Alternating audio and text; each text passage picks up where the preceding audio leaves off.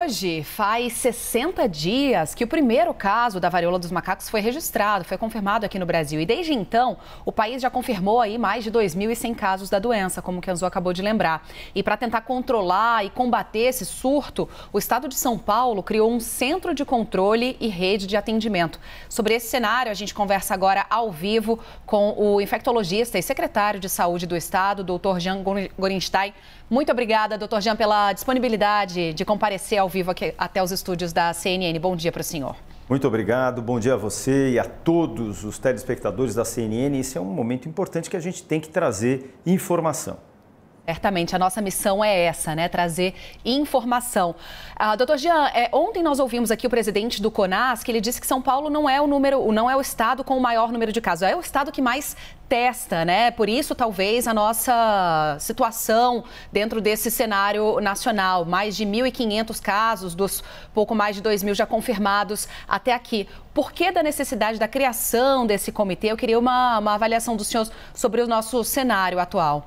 Sem dúvida alguma, nós aprendemos muito com a pandemia a necessidade de ter medidas muito mais avançadas, precoces, no sentido de conter, sejam surtos, sejam epidemias. E é exatamente a visão do governo do estado de São Paulo que acabou por unir as duas grandes secretarias, a Secretaria de Estado da Saúde, gerenciada por mim, e também a Secretaria de Ciências, Pesquisa e Desenvolvimento em Saúde, do secretário Davi Uip, e dessa maneira criamos um plano estratégico para o combate e enfrentamento ao monkeypox, criando não só uma linha de capacitação da equipe técnica, mas também ampliando ainda mais as equipes laboratoriais, não só restringindo a realização de testes pelos nossos laboratórios, seja do Instituto Adolfo Lutz, seja o Instituto de Medicina Tropical, mas aceitando e acreditando no ponto de vista operacional daqueles outros laboratórios que também positivam para monkeypox. E, por outro lado, fazendo de uma forma muito mais integrada, muito mais célere,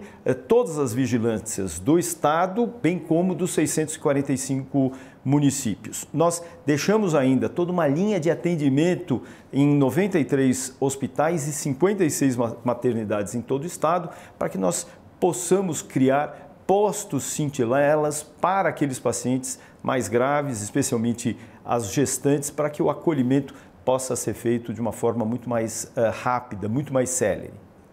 Doutor Gorenstein, Kenzo agora fazendo um questionamento. Muito bom dia, bem-vindo, obrigado. Doutor, eu queria que o senhor explicasse para a gente, na prática, como é que vai funcionar, né, o centro de controle com a parceria com o Instituto Emílio Ribas. Na prática, as pessoas, o senhor já explicou, deu um pouco desse detalhe, mas assim, se as pessoas apresentarem os primeiros sintomas, onde elas devem ir, elas devem procurar que centros são esses. Esses centros também já estão capacitados, já serão capacitados para acolher esse paciente, fazer os exames necessários para que seja identificado ou não a doença. Como é que vai funcionar na prática esse centro de controle com o Instituto Emílio Ribas? Na verdade, nós colocamos que esse centro de integração leva o nome do grande médico sanitarista Emílio Ribas, como homenagem às suas ações de saúde pública, mas ele tem integração, como disse, de 93 hospitais, inclusive o Instituto Emílio Ribas, aqui em São Paulo. O que tem sido feito junto às prefeituras? As pessoas estão sendo capacitadas ali na ponta para identificarem clinicamente quais são os sintomas, qual é a apresentação dessas lesões e rapidamente fazerem o diagnóstico. E essa capacitação, ela também instrui a esses profissionais no sentido de fazerem a notificação rápida.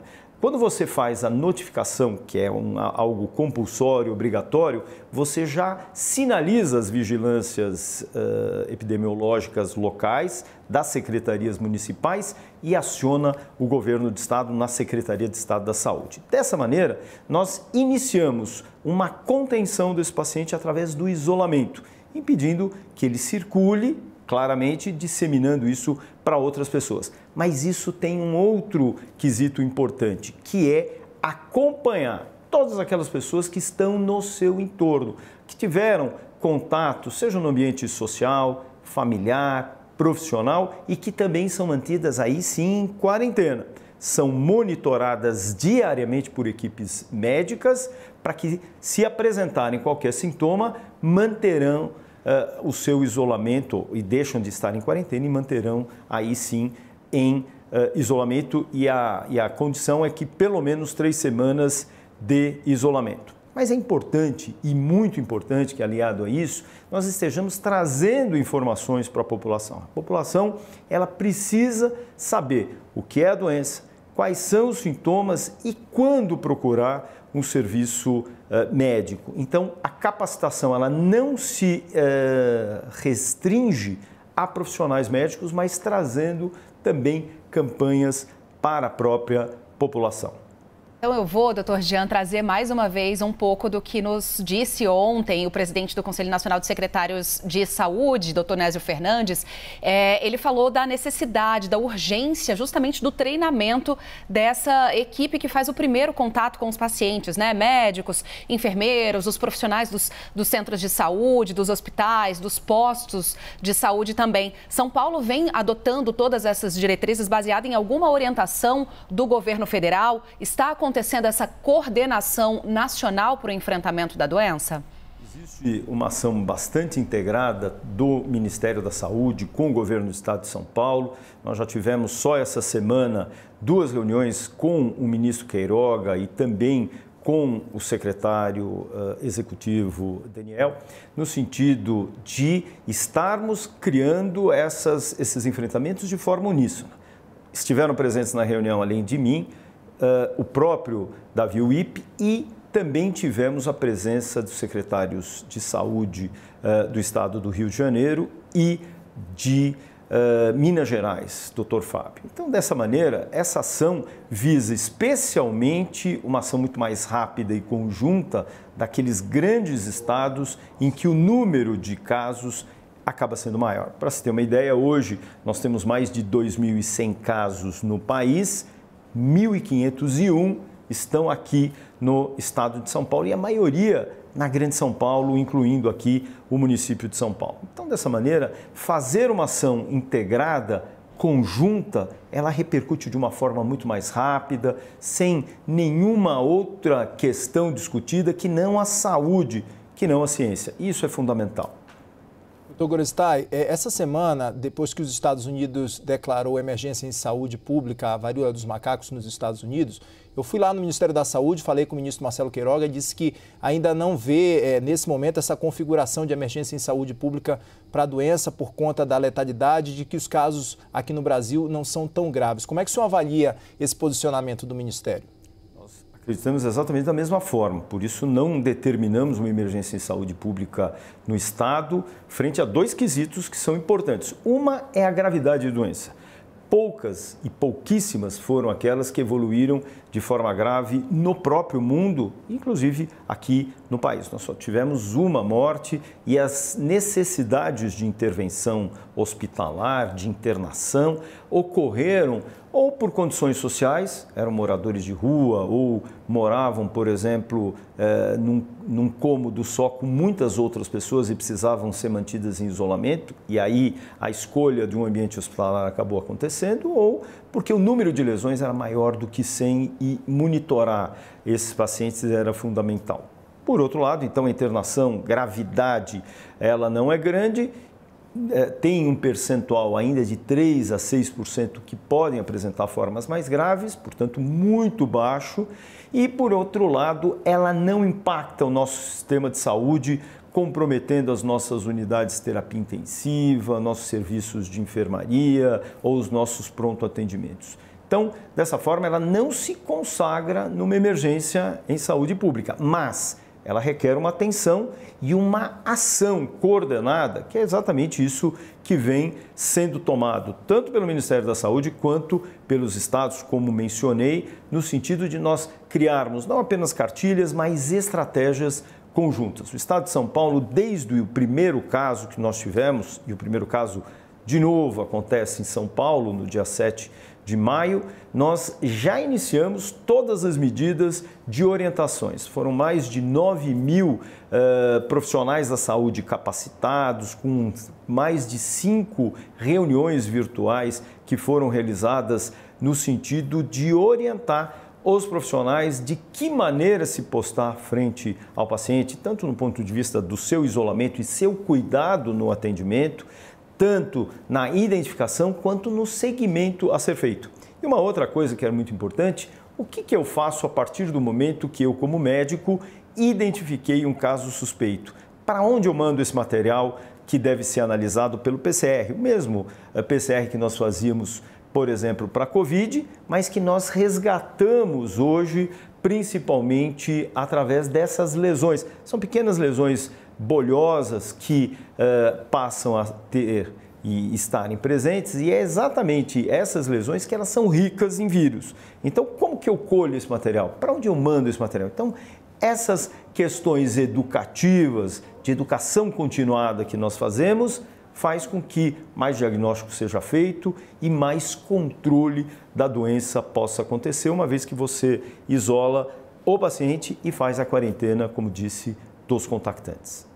Doutor Jean, e falando um pouquinho dessa memória recente, né? A gente ainda está vivendo com a pandemia da Covid-19, ainda não nos despedimos desse vírus que mudou, né, a cara da sociedade como um todo ao redor do mundo. Que aprendizados a gente traz da Covid-19? Qual é o nível de alerta que a população em geral deve ter com relação agora à varíola dos macacos ou monkeypox?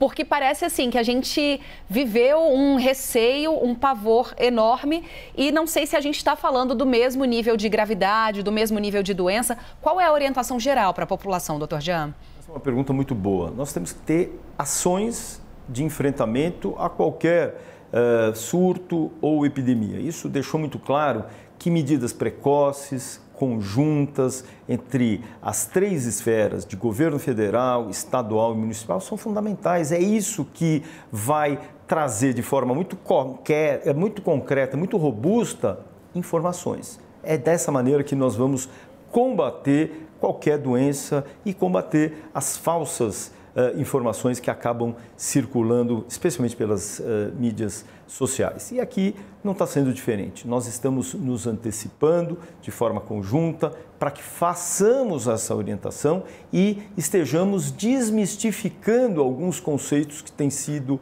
trazidos, mostrando que é uma doença diferente e muito diferente da Covid. Só para você ter uma ideia, eu vou fazer, até por uma questão de orientação, quais são os sintomas e aí a gente vai definir um pouquinho como ocorre a transmissão. Os sintomas geralmente passam a ter, num primeiro momento, numa primeira fase, de forma totalmente inespecífica, como se fosse um quadro viral. O quadro viral, normalmente, o que a gente tem? Febre, dor no corpo, eventualmente dor nas juntas e gânglios aumentados. Não obrigatoriamente as pessoas tenham todas essas manifestações, mas isso pode sim acontecer. Geralmente no 3º a 5º dia, aí surgem as manifestações que nós chamamos específicas. Aquelas anteriores eram inespecíficas, comuns a qualquer quadro viral.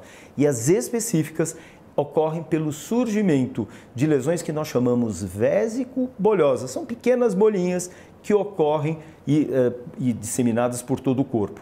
É claro que algumas pessoas têm um número menor de vesículas ou de bolhas esparsas pelo corpo. Outras, especialmente aquelas que têm alguma alteração na sua imunidade, seja por uso de medicações que abaixam a sua imunidade, sejam por doenças que também comprometam a sua imunidade ou por tratamentos quimioterápicos, podem ter um número de lesões maiores. Então, essa é a apresentação clínica. Mas o que acontece? 6 a 8 horas antes do surgimento dessas lesões que nós chamamos vesículas ou bolhas, ocorre a transmissão por gotículas de saliva. Essa é a primeira grande diferença do Covid. O Covid, além de dar grandes sintomas respiratórios que nós não vimos, e nós não vemos realmente sintomas respiratórios no monkeypox ou na varíola dos macacos, a transmissão se dá por gotículas. As gotículas são mais pesadas, então elas tendem a cair.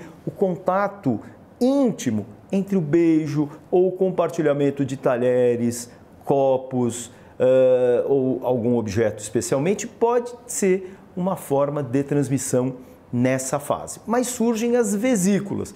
Como eu disse, essas lesões vésico-bolhosas, elas são ricas em vírus.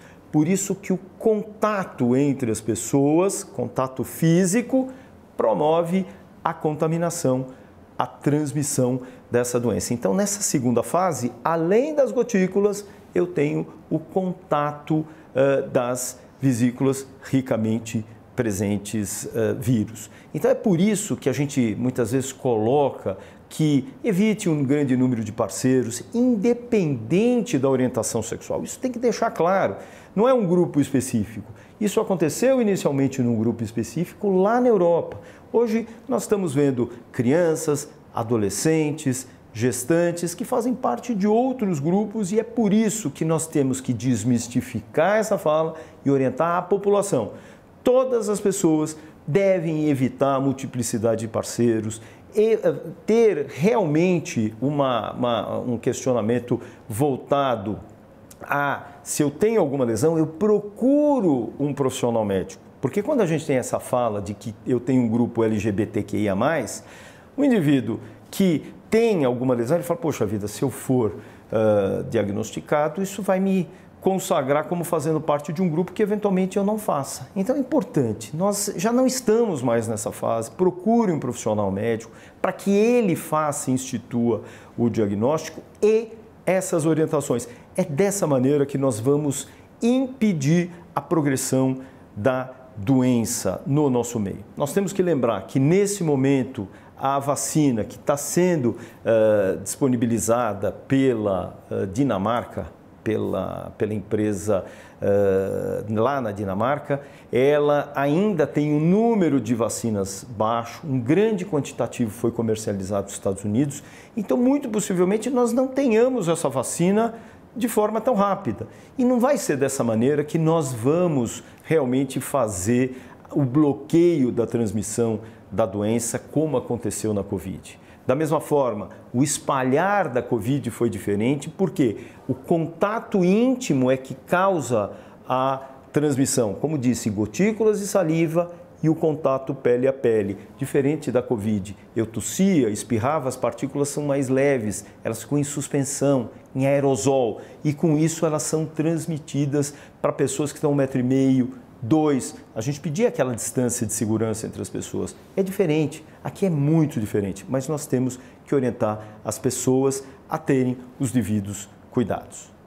Doutor Jean Gorenstein, que aula que o senhor deu para a gente aqui, muito bom lhe ouvir, muito bom o senhor tirar esse preconceito em relação à doença, esclarecer para a gente todos esses sintomas, a forma de enfrentamento. Muitíssimo obrigado, a gente ficaria aqui ao longo de toda a manhã falando mais sobre esse assunto, porque é super importante, esclarecedor. Nós conversamos com o doutor Jean Gorenstein, é secretário de Saúde de São Paulo, médico, infectologista também, super esclarecedora. Muitíssimo obrigado, doutor Jean, até a próxima oportunidade. Muito obrigado a vocês e obrigado a todos e todos estejam atentos e com essas lesões procurem um profissional médico o mais rápido possível e estejam tranquilos. Nós não temos que entrar em pânico, é uma situação diferente, mas temos que ter atenção como já vem sendo tomado pelas autoridades sanitárias.